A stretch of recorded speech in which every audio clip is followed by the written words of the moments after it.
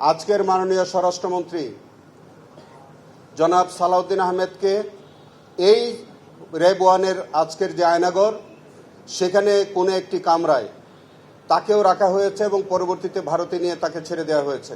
আমরা এখন পর্যন্ত গুম খুনের শিকার প্রায় ২৫০-র অধিক গুম যারা গুমের শিকার হয়েছেন তাদের এখন পর্যন্ত আমরা সন্ধান পাইনি যে তারা কোথায় কি অবস্থায় আছে। তার মধ্যে ইলিয়াস আলী, সুমন সহ এরকম অনেকেই আছেন। আজকের যে আয়নাগরটি আপনারা পরিদর্শন করেছেন সেখানে ভিকটিমদের মধ্যে অন্যতম আমাদের ব্যারিস্টার আরমান, তাকে ওখানে রাখা হয়েছিল বলে তার বর্ণনা থেকে আমরা যে রুমটি আমরা অনুমান করেছি সেই রুমটাও কি আমরা দেখেছি, সেই রুমটার সন্ধানও আমরা পেয়েছি, এর আগেও পেয়েছি।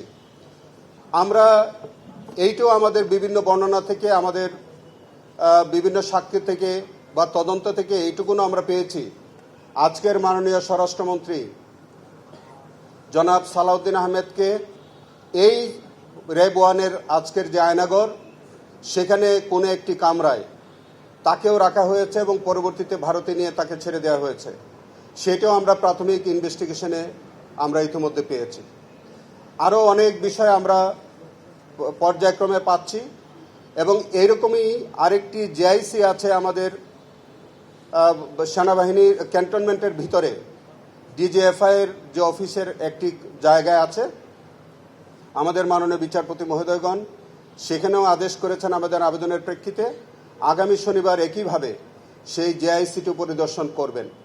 আপনাদের অবগতির জন্য জানাচ্ছি যে টিএফআই বা টাস্ক ফোর্সেস যে ইন্টারোগেশন সেল যেটা আজকে আপনারা দেখলেন, যেটাকে আমরা ওইটা আয়নাগর নামে পরিচিত, সেখানে আমি একটা আইনগত অবস্থান আপনাদের কাছে তুলে ধরতে চাই।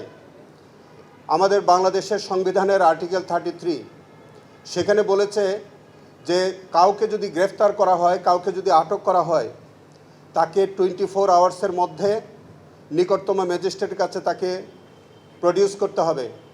শুধু তাই নয়, আর্টিকেল 33-তে সেটাও বলেছে যে কাউকে গ্রেফতার করা হলে সেই কেন তাকে গ্রেফতার করা হলো সেই বিষয়টি তার পরিবারকে অবহিত করতে হয়।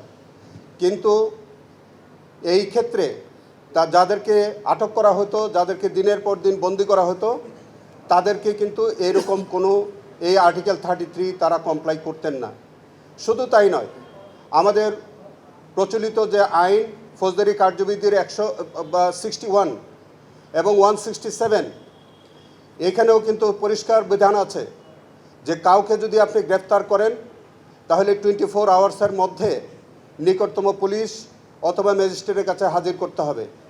এই ক্ষেত্রেও এই আয়নাগর নামীয় জায়গায় যাদেরকে দিনের পর দিন, বছরের পর বছর যাদেরকে বেআইনিভাবে আটক করে বন্দি করে রাখা হয়েছে, তাদের বেলায় যেমন আমাদের সংবিধানের আর্টিকেল 33 লঙ্ঘন হয়েছে, তেমনিভাবে সেকশন 61 এবং 167 সিআরপিসির একটা গুরুতর ভায়োলেশন কিন্তু তাদের হয়েছে।